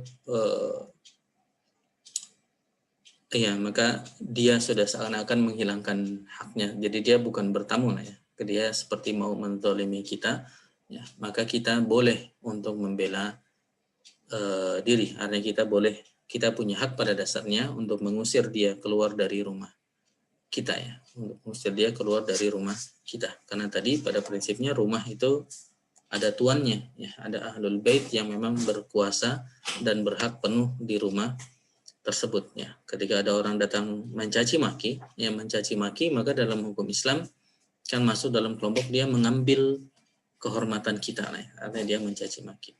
Ataupun orang datang tapi malah mengambil harta kita, ya. Atau orang datang tapi malah mengambil darah kita, artinya melukai kita. Maka 3 hal ini ya, di antara bentuk kezaliman yang besar, ya, kita harus melindungi diri kita. Ya, di antara melindungi ya tadi kita minta dia keluar saja ya, dan itu kembali tentang prinsip tadi la taghdab ya, kita kalau bisa tidak terbawa emosi marah ya. Jadi kuncinya kita tidak marah, tapi kita boleh mengusir dia. Ya, jadi teman-teman bisa bayangkan bagaimana mengusir yang terbawa emosi dan mengusir yang tetap santai ya, dengan penuh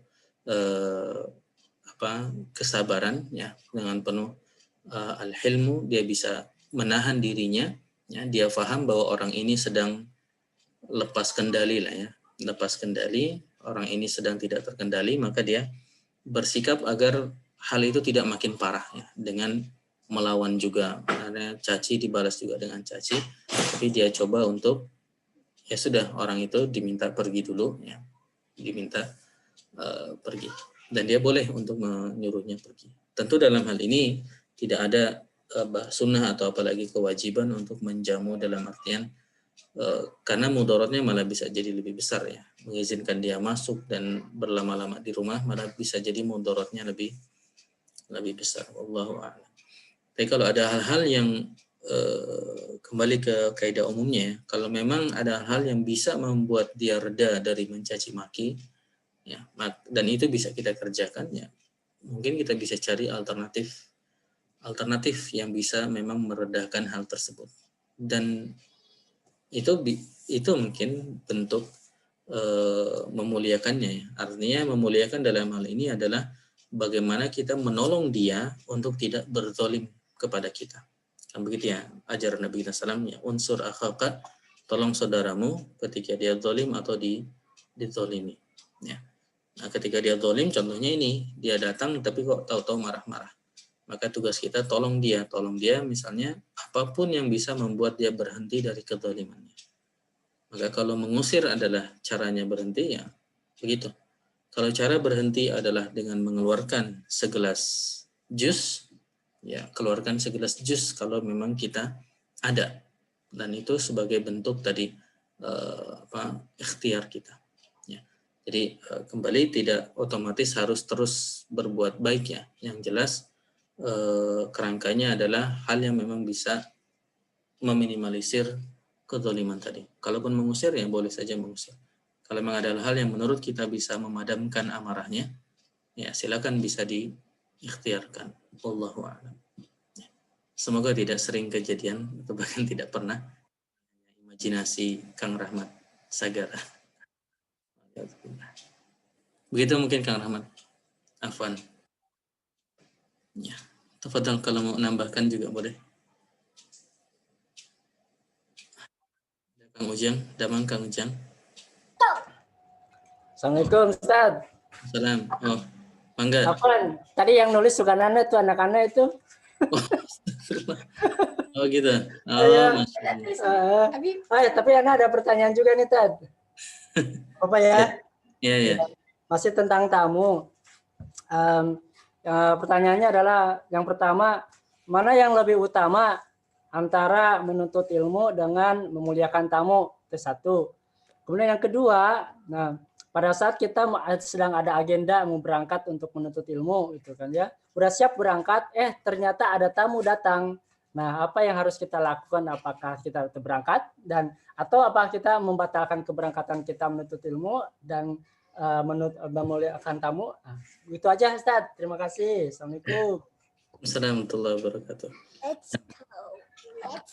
Ya, pertama mungkin secara umum kita boleh untuk memilih tidak membuka pintu untuk tamu. Itu secara umum hak yang punya rumah untuk memilih tidak menerima itu boleh ya. Apalagi di waktu-waktu yang waktu istirahatnya. Dalam ajaran Islam ada waktu-waktu yang aurah istilahnya, misalnya ya waktu-waktu aurah, agak lupa juga. Dan nanti ditimbangnya tentu sesuai kondisi masing-masing. Misalnya yang Kang Rahmat maksud dengan menuntut ilmu tentu juga beda-beda ya. Kalau yang dimaksud adalah sesuatu yang diagendakan secara jelas mungkin lebih prioritas. Kalau belum mungkin juga prioritasnya kurang. Artinya sebagaimana kita pahami menuntut ilmu itu juga bercabang-cabang. Tamu ini pun juga bertingkat-tingkat. Maka akhirnya tergantung kasusnya. Ya, kita lihat tamunya apakah dia tampaknya urgen atau tidak sejauh yang bisa kita lihat, maka akhirnya kembali ke prioritas kaidah umumnya al-aham fal-aham. Jadi yang lebih prioritas kita prioritaskan. Ya. Bisa kita misalnya tanya sederhana, kepentingan Bapak apa? Ketika kita lihat kepentingannya bisa dipenuhi segera, kita segera penuhi. Kalau tidak bisa, maka kita segera kasih waktu lain misalnya. Bapak datang saja nanti malam misalnya dan lain sebagainya. Ya. Poinnya adalah kita bisa memilih untuk bertemu berinteraksi langsung saat itu atau mengundurkannya. Boleh. Jadi tamu itu tidak otomatis langsung mewajibkan kita untuk langsung menerima tamu tersebut. Jadi boleh juga untuk tidak menerima tamu tersebut. Ya. Dalam berbagai kondisi ya ketika itu mendesak bisa juga orang itu tadi sampai 3 kali ya boleh. Dalam kisah misalnya Imam Syafi'i ketika pertama datang kepada Imam Malik juga kan agak susah untuk Imam Malik keluar. Ya. Yang keluar itu adalah pelayan Imam Malik ya, yang bantu di rumah Imam Malik. Ya. Jadi ini menggambarkan bagaimana Imam Malik itu bukan orang sembarangan yang waktunya bisa diambil begitu saja. Jadi beliau juga ada kesibukan. Jadi dia sampaikan kepada pembantunya, kalau mau perlu sesuatu datang saja di jadwal kajian istilahnya, di jadwal kajian. Tapi lalu dititipi suratnya, surat dari gubernur Mekah. Jadi luar biasa juga Imam Syafi'i mau minta berguru kepada Imam Malik bahwa referensi dari gubernur Mekah. Nah, akhirnya Imam Maliknya keluar.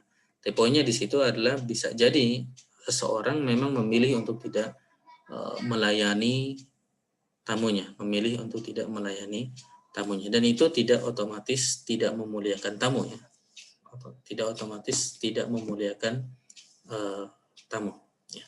Jadi tidak bisa kita nilai serampangan atau seperti itu. Wallahu a'lam. Begitu. Ya, salam ke putranya. Semoga jadi anak soleh, pinter. Masya Allah. Amin, amin. Terima kasih Ustadz. Nah, bismillah. Boleh nambah Mas Topan Rama. Monggo. Victor, silakan. Terkait dengan judul yang diberikan Imam An-Nawawi, bahwa judulnya kan buah keimanan kepada Allah dan hari akhir. Kenapa Imam An-Nawawi memilih menyandingkan dengan hari akhir, Mas? Khair. Mungkin Ana koreksi dulu. Judul itu datang dari saya. Ya. Oke. Mungkin pertanyaannya kalau mau diganti, mengapa iman kepada hari akhir sering disandingkan dengan iman kepada Allah SWT? Ya. Karena itu mungkin bukan judul yang ditanya, tapi banyak hadis Nabi kita SAW yang menyandingkan dua ini. Man kana yu'minu billahi wal yaumil akhir. Ya. Kalau boleh seperti itu ya, Mas Victor ya, Kang Victor. Jadi kalau tentang judul kita baca terjemah atau baca baik yang bahasa Indonesia, termasuk juga buku-buku bahasa Arab, para ulama menjuduli sesuai dengan keinginan mereka lah ya. Judul itu tidak datang Nawawi, wallahu a'lam, yang Anda tahu seperti itu.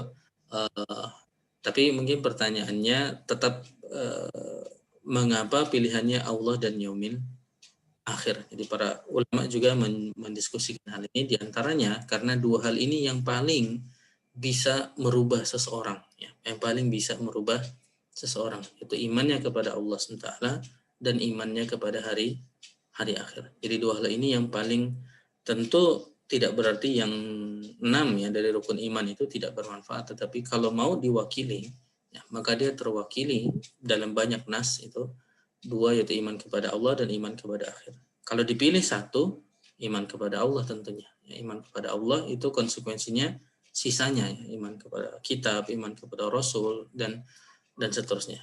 Tapi sering dalam nas ya, yang jelas di nas sekarang ini ya, bahwasanya iman kepada hari akhir itu diantara hal yang membuat lebih mudah membuat orang itu untuk berubah. Ya. Jadi ketika dia sadar keyakinannya kepada hari akhir, itu diantara hal yang paling bisa merubah seseorang. Dan ini mungkin pertanyaannya jadi evaluasi bagi kita, ya. Sejauh mana iman kepada Allah dan iman kepada hari akhir ini bisa merubah kita. Ya, iman kepada Allah tentu termasuk di situ iman kepada Nabi dan lain sebagainya. Dan iman kepada hari akhir ini yang sejauh mana ini bisa merubah kita. Ya, sejauh mana keyakinan kita, misalnya iman kepada hari akhir kan diantara cabangnya mengimani bahwa kita akan mati. Ya. Jadi iman kepada hari akhir, kita akan mati, akan ada hisab, ya. Akan ada surga dan neraka. Jadi kita akan mati, semua yang kita amalkan ini akan dinilai, ada hisab, dan hisab itu tidak hanya nilai, tapi ada konsekuensinya. Jadi yang nilai baik dibalas baik, yang nilai buruk dibalas buruk, ya. Belum lagi juga ada azab dan siksa kubur dan juga nikmat kubur. Nah, pertanyaannya sejauh mana ini merubah kita, ya. Merubah kita artinya gara-gara iman kepada hari akhir itu bisa menggerakkan kita. Jadi kembali jawabannya secara pasti wallahu alam, tapi kalau dari isyarat nas dan hadis, dua hal ini sering disandingkan, iman kepada Allah dan iman kepada hari akhir, ya. Dan iman kepada hari akhir bahkan juga para ulama kan ada di dalam surah Al-Fatihah ya. Ada yang tahu ayat mana? Di dalam surah Al-Fatihah, iman kepada hari akhir itu ada di potongan ayat yang mana? Alhamdulillahirabbil alamin arrahmanir rahim.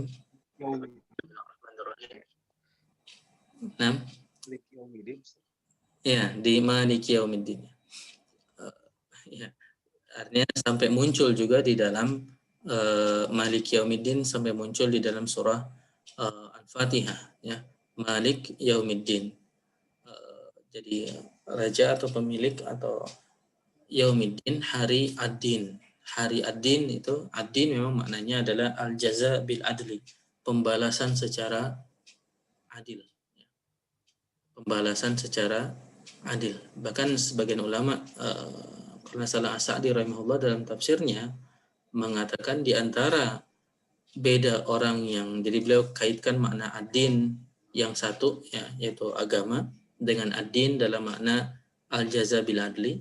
Di antara beda orang yang memiliki agama dengan orang yang tidak memiliki agama adalah konsep ad-din. Orang yang memiliki agama itu dia ngerti apa yang dia lakukan pasti akan dibalas secara adil ya, di dunia ataupun di akhiratnya. Jadi bisa saja dibalas di dunia ya. Dan yang lebih menakutkan adalah pembalasan di akhirat. Kalaupun luput di dunia maka dia akan kena di akhirat. Jadi poinnya terkait pertanyaan, bahkan sampai bisa mewakili ya, bahwa orang yang punya din itu orang yang bedanya dia, dan ini kembali introspeksi bagi kita, bagi saya dan kita semuanya, orang yang punya agama itu orang yang punya konsep ad-din. Ad-din adalah al-jaza bil adli. Semua akan dibalas secara adil. Semua akan dibalas secara adil. Dan ini kita agak panjang dikit. Ini bisa maknanya dua ya. Bisa maknanya membuat kita semangat untuk beramal, meskipun mungkin yang kita kerjakan itu tidak mendapatkan sambutan yang fenomenal ya. Tidak membuat kita mendapat spotlight, tidak membuat kita terkenal, tidak membuat kita populer, tidak membuat kita apapun ya yang halnya sifatnya duniawi. Tetapi seorang muslim tidak putus asa untuk melakukan kebaikan gara-gara tidak ada balasan yang sifatnya duniawi. Ini poinnya. Jadi seorang yang memahami ad-din adalah dia tetap melakukan kebaikan meskipun tampaknya balasan duniawi itu tidak ada ya, atau tidak besar. Jadi dia tetap melakukan karena alasan dia adalah alasan pasti akan dibalas secara adil oleh Rabbul Alamin, tentunya oleh Allah SWT. Di sisi lain, dia juga menjadi orang yang takut untuk melaksanakan ketidakbaikan atau kezaliman, meskipun peluang itu terbuka untuk melakukan kezaliman. Ya, peluang itu terbuka untuk melakukan kezaliman, tapi karena dia ngerti al-jaza bil adli, ad-din, ya, bahwasanya ad-din ada al-jaza bil adli, maka itu yang membuat dia berhenti dari melakukan kezaliman atau melakukan kejahatan. Jadi dampaknya dia menguatkan kebaikan dan dia meskipun tadi itu motivasi duniawi mungkin tidak kuat ya, tidak banyak, tetapi motivasi dia adalah motivasi ibadah tadi dan motivasi al-jaza bil adli. Sebaliknya, meskipun banyak hal yang mendorong dia untuk melakukan kezaliman, konsep ad-din akan membuat dia berhenti karena dia yakin pasti akan dibalas secara adil. Ya, pasti akan dibalas secara adil, kebaikan sekecil apapun dan kejahatan sekecil apapun akan dibalas secara adil oleh Allah SWT. Kalau tidak dunia, maka di akhirat tentu yang lebih menakutkan ya, balasan di akhirat. Ya. Mungkin begitu, wallahualam. Maaf jadi panjang lebar, nyambung kemana-mana. Tapi poin dari Kang Vektor ini menarik ya. Mengapa dua hal ini ya, dan ini karena iman kepada Allah mungkin tidak dibahas, tapi mengapa iman kepada hari akhir ini menjadi penting, dan ini kita evaluasi sejauh mana keimanan kita kepada hari akhir membuat kita beda dengan orang yang tidak beriman kepada hari akhir. Dan kita paham juga iman ini juga naik turun. Dan biasanya kita lemah, kita tidak semangat itu gara-gara iman kepada hari akhirnya, dan iman secara umumnya lagi loyo juga. Jika kita tidak bersemangat untuk mengumpulkan banyak hal. Wallahu a'lam. Maaf panjang lebar untuk jawab pertanyaannya Kak Victor. Baik, terima kasih Kang. Nah, sama-sama. Menarik. Sama-sama. Mangga, Kang Agus Jody mau nambah? Kang yang lain mangga. Anda mau nanya lagi, Ustaz, boleh? Mangga, gimana Kang Rama, masih boleh ya? Silakan. Masih ada waktu. Oh, Ya. ini Ustaz, takziah Ustaz, Islam itu yang betul seperti apa kalau takziah itu? Di luar dari fenomena tahlilan gitu di Indonesia ini. Jadi kalau ada yang meninggal kita bertamu itu bagusnya seperti apa adabnya Ustaz? Jazakallah khair. Ya, alhamdulillah. Jadi pada dasarnya ya kembali ke ajaran umumnya, bahkan ajaran umum dalam ajaran Islam yaitu idkhalus surur, memasukkan kebahagiaan kepada orang. Dan ini ajaran Islam secara umum. Jadi seorang Muslim itu di antara amal soleh yang dia cari ya, di antara bentuk amal soleh yang dia cari kan macam-macam amal soleh ya. Dia bisa amar ma'ruf nahi mungkar, dia bisa amar ma'ruf nahi mungkar dan sebagainya. Di antara bentuknya ya, umum adalah idkhalus surur, memberikan kebahagiaan bagi seseorang. Nah, orang yang telah ditinggalkan oleh orang yang mereka cintai, misalnya istri tinggal suami tinggal istri atau anaknya atau kerabatnya, maka mereka pada posisi yang sedih ya, posisi yang sedih. Maka kita takziah itu intinya adalah bagaimana kita memberikan kebahagiaan kepada mereka di waktu-waktu yang sedih ini ya.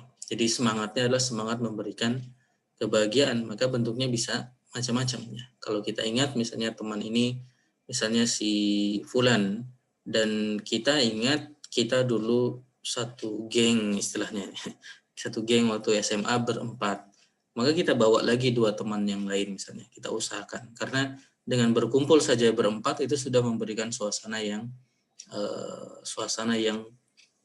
membahagiakan bagi teman kita tersebut, atau hal-hal yang secara umum kita anggap bisa memberikan kebahagiaan bagi orang tersebut dan ya bentuknya bisa macam-macam ya. Yang jelas intinya adalah bagaimana kita memberikan kebahagiaan, meyakinkan kepada teman kita, ya, mengingatkan tentang Allah SWT. Kalau bisa kita ada nasihat-nasihat kepada dia yang bentuknya menguatkan dia.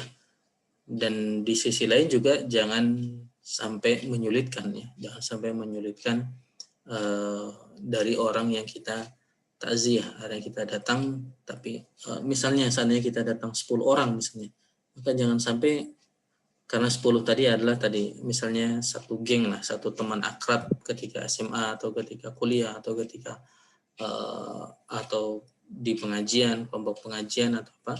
Jadi jangan sampai kedatangan 10 orang ini memberatkan. Misalnya datang 10 juga datang dengan nasi padangnya, dengan makanannya dan lain sebagainya, sehingga tidak merepotkan orang yang kita datangi, orang yang kita takziahi.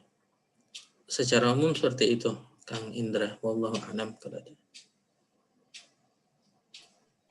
Jazakallah khair. Nah, mantap, jazakallah khair.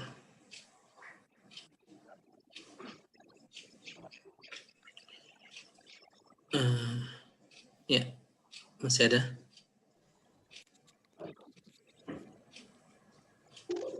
Kang Agus jadi mau nambah, mangga. Akang-akang yang lain. Ada Kang BJ mau. Kang Jody, mangga.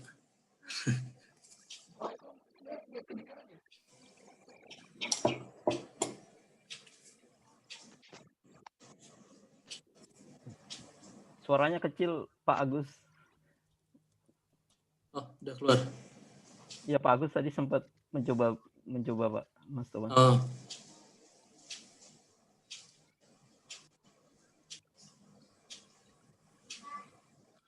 Ini ada problem di ini ya, soundnya.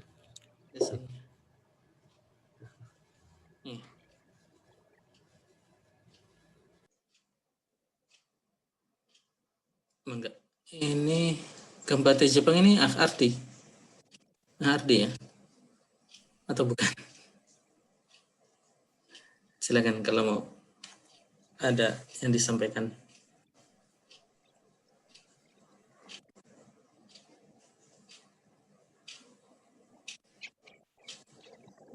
Atau Kang Rama mau nambahkan? Tafadhol. Moderator harus nambahkan atau harus nanya?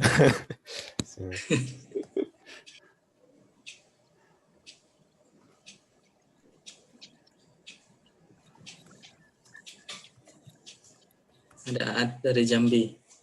Assalamualaikum, Aat.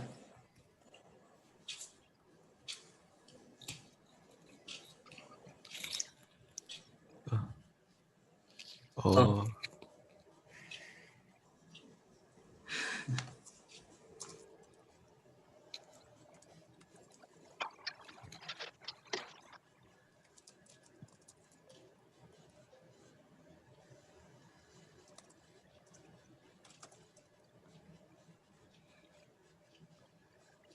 Kita persilakan dulu Kang Agus Yogi mungkin via chat ya.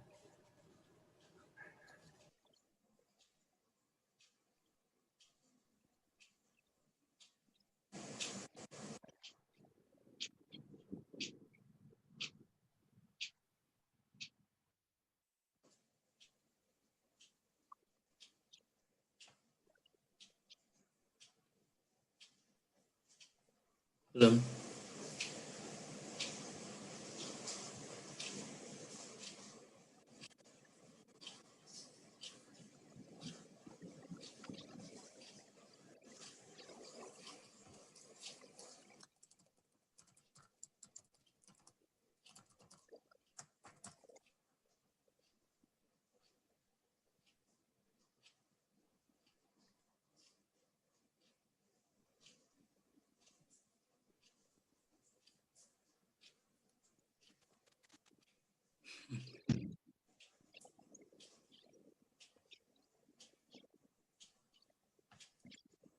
Ya, ini juga ada pesan dari Pak Wisnu. Ternyata beliau sedang di Semarang ya, dan bapaknya ternyata sedang dirawat, jadi beliau tidak bisa hadir kali ini. Ya, kita doakan semoga Allah SWT menyembuhkan Bapak dari Pak Wisnu insya Allah. Kang Jadi bilang, langsung bacakan ya Kang Rama. Silakan. Tambahan sedikit, Syekh Ibnu Utsaimin baik dalam ucapannya dan baik dalam maksud yang diucapkannya, Masya Allah. Iya, jadi tadi terkait dengan hadis kita, bagian pertama, falyakul khairan aw liyasmut, maka dia berkata yang baik atau dia diam. Maka di sini tambah dari Kang Agus, jadi diambil dari syarah Ibnu Utsaimin bahwa khairan baik itu secara esensi perkataannya baik dan juga maksud yang diucapkannya baik ya. Maksud yang diucapkannya intensi ya. Keinginan apa yang diinginkan dari ucapannya itu juga baik, dan ini alhamdulillah tambahan yang menarik jazakumullah khair Kang Agus Jodi, dan ini yang dari Syekh Utsaimin juga sering mengungkapkan likulli maqamin kulli maqal maqamun, setiap perkataan itu ada tempatnya ya, setiap perkataan ada tempatnya. Jadi kadang perkataan yang baik tetapi menempatkannya tidak pas ya, jadi tidak baik juga, atau mungkin terasa oleh orang yang berinteraksi dengan kita tujuannya atau intensinya tidak baik. Ala kulli hal maksud yang diucapkan, ya istilahnya maksud yang diucapkan ini tentu hal yang sangat mendasarnya. Maksud yang ingin kita ucapkan itu untuk apa? Ya, ini jadi hal yang mendasar. Jazakumullah khair Kang Agus Jodi penambahannya. Ya, jadi cara dan isi ucapannya. Jadi caranya, isinya harus baik dan cara penyampaiannya juga baik. Alhamdulillah. Dan ya, ikhwas kalian, ini mengisyaratkan kita memang perlu perbendaharaan ilmu yang juga lumayan banyak, Dan proses yang tadi juga kita tekankan adalah proses pembelajaran, proses pembelajaran. Artinya bagi kita, selama yang kita ketahui seperti itu, maka bisa jadi kita selama kita mengira itu bermanfaat bagi rekan bicara kita, boleh kita sampaikan. Tetapi di sisi lain kita siap seandainya ternyata yang kita sampaikan itu ternyata salah, atau ada yang lebih tepat, ada yang lebih baik. Selama argumentasi itu kuat, argumentasi itu bisa kita terima, jelas bahwa itu datang dari syariat kita, yang belum kita ketahui, maka itu siap untuk kita terima. Dan itu masyhur ya, artinya bahkan Nabi kita Muhammad SAW sendiri siap untuk menerima ilmu yang beliau baru ketahui, tentu ilmu dunia yang beliau baru ketahui dari para sahabatnya, tentang cara berperang dengan parit, tentang memposisikan pasukan dekat dengan perang cara parit di perang Khandaq, di perang Uhud misalnya, atau perang Badar, seorang sahabat memberi strategi bahwa bikin kemah atau bikin tempat pasukan itu sebaiknya yang bisa mengambil alih sumber air, artinya dekat atau bahkan membuat kita juga menguasai sumber air di daerah peperangan tersebut. Itu hal-hal yang Nabi kita SAW siap menerima hal tersebut. Dan di antara para sahabat pun kita dapati dalam banyak hadis mereka saling menyampaikan apa yang mereka ketahui, tapi juga mereka siap menerima seandainya ada yang lebih benar tentang hal tersebut. Yang kebetulan sedang lewat, Anda ingat misalnya kejadian yang menarik tentang 70.000 sahabat yang masuk surga tanpa hisab. Kalau kita ikuti diskusinya kan menarik ya. Salah seorang sahabat bertanya, tadi malam ada bintang jatuh, kamu lagi ngapain? Oh, saya lagi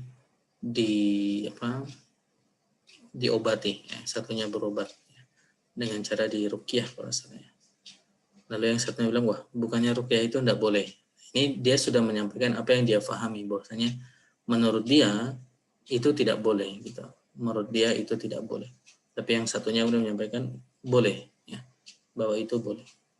Lalu yang satunya bilang lagi, tapi saya dengar ada 70.000 sahabat itu. Artinya kalau bertawakal itu tetap lebih baik. Artinya terjadi saling informasi kebaikan itu saling share ya, saling berbagi kebaikan itu.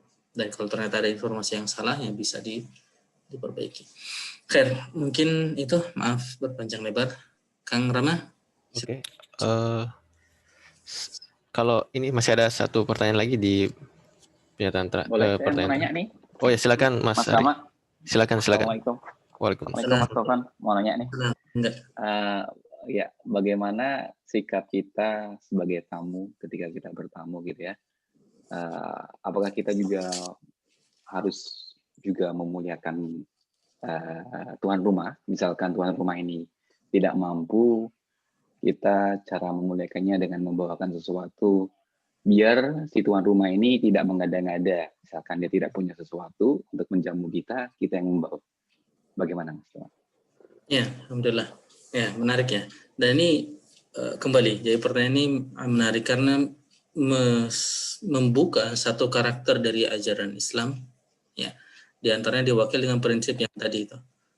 Terwakili dengan prinsip likulli maqalun maqamun. Setiap perkataan itu ada tempatnya. Ya. Sehingga ketika kita bicara tadi memuliakan tamu, itu tempatnya adalah ketika yang dimaksud kita pada posisi orang yang menerima tamu. Jadi ketika kita pada posisi orang yang bertamu, maka ya tadi juga sebagian tentang bagaimana bertakziah, maka pada saat itu kita sebenarnya game umumnya, permainan umumnya adalah bagaimana bisa sebanyak mungkin berebut kebaikan. Jadi kalau memang kita bisa memberi kebaikan bahkan kepada orang yang kita tamui, ya, itu bagi orang yang bertamu itu tetap lebih baik. Ya. Itu tetap lebih baik. Jadi bahkan tadi kan misalnya sampai Laits bin Sa'ad atau Sa'ad bin Laits itu mengatakan wajib untuk melayani dalam sehari.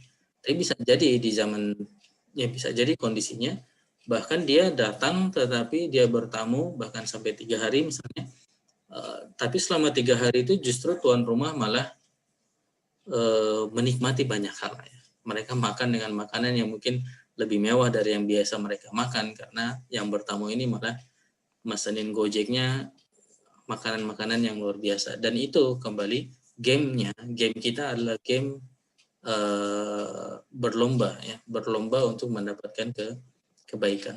Jadi boleh kalau kita memang punya kemampuan, kita kemudian badlul wus'i, istilahnya mengerahkan apa yang kita miliki ya untuk tadi masuk ke kaidah umum tadi, idkhalus surur, memberikan kebahagiaan dan mencegah mereka bersusah payah.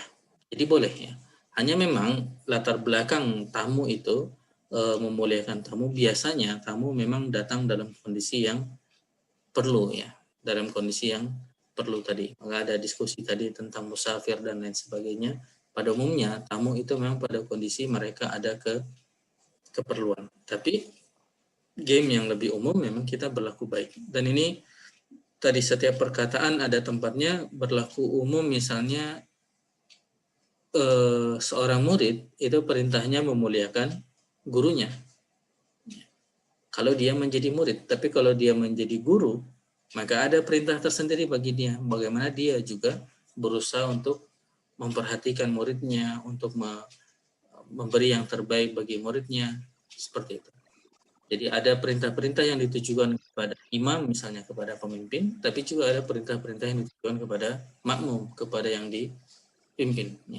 Jadi, tapi game umumnya, yang pemimpin dan yang dipimpin, sebenarnya kita sedang berlomba-lomba saling mendapatkan yang lebih banyak ya di hadapan Allah SWT. Dan tidak selalu yang katakanlah pemimpin itu selalu lebih unggul daripada yang dipimpin. Artinya, dan ini pemahaman kita secara umum bahwasanya konsep kita adalah yang lebih baik di hadapan Allah SWT. Ya. Bahwasanya yang lebih baik adalah yang paling takwa, atau game kita adalah menjadi lebih baik di hadapan Allah SWT. Ini game kita. Jadi kalau kita paham aturan umumnya, maka game itu dalam bahasa saintifiknya invarian terhadap posisi kita. Artinya posisinya dimanapun, gamenya tetap bagaimana kita bisa lebih baik di hadapan Allah SWT. Posisi kita sebagai pemimpin, maka gamenya itu kita berlomba untuk itu. Lalu posisi kita sebagai rakyat, ya gamenya sama. Dan tidak otomatis yang pemimpin itu lebih baik daripada yang rakyat di hadapan Allah SWT. Semua ada jebakan Batman-nya ya. Ketika mereka tidak memberikan amanah masing-masing, maka mereka bisa terjatuh. Baik pemimpin, baik rakyat, sama aja. Meskipun pemimpin tentu lebih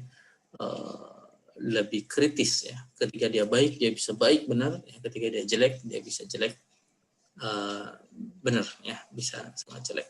Jadi kembali, makasih Ari. Jadi ini konsep yang sangat menarik ya dari ajaran Islam, yaitu likulli maqal maqamun. Setiap perkataan ada tempatnya. Ya, dan memang yang kita bahas ini lebih kepada ahlul bait yang punya rumah. Tapi kalau yang bertamu itu misalnya, wah, kalau yang namanya Ari ini beda nih. Nanti malah pesan Gojek terus nih. Jadi yang dapat di rumah malah nggak masak-masak karena dipesenin misalnya. Apa gitu boleh? Boleh. Terutama tadi kasus yang Indra tanyakan, kita takziah kepada seseorang, kalau bisa jangan sampai yang takziah itu bahkan mengeluarkan air putih pun kalau bisa tidak perlu. Kita siapkan semuanya. Kalau bisa dia bahkan keperluan dia kita tanya perlu apa. Ya, misalnya suaminya pergi, tentu ada hal yang biasanya disediakan suaminya sekarang tidak tersedia. Maka disiapkan hal tersebut dan lain sebagainya. Wallahu a'lam. Jazakumullah khair pertanyaan. Begitu mungkin Kang Rama. Iya. Jazakallah khair Ustaz Topan atas sharing-sharingnya, ilmunya, dan juga kepada rekan-rekan semua yang telah berpartisipasi dalam sesi tanya jawab dan diskusi malam hari ini. Mungkin sebelum ditutup kajiannya, ada penutup ini Kang, nasihat bagi kita semua terkait materi hari ini. Ya, alhamdulillah. Mungkin maaf ini ditambah lagi apa ya, Kang Ramadan ikhlas sekalian, dalam Al-Qur'an disebutkan Qul bi'sa ma ya'murukum bihi imanukum in kuntum mu'minin. Allah mengejek orang-orang Bani Israel dengan mengatakan jelek sekali apa yang disuruh oleh keimanan kalian. Jadi keimanan justru menyuruh mereka melakukan kejelekan. Itu sindiran dari Allah SWT. Intinya adalah keimanan kita, iman kepada Allah dan juga iman kepada hari akhir, khususnya dalam hadis yang kita bahas, harusnya mendorong kita melakukan amal soleh. Di antaranya 3 ini, berlaku baik atau diam, menjamu tamu, dan memberi kebaikan bagi tetangga kita.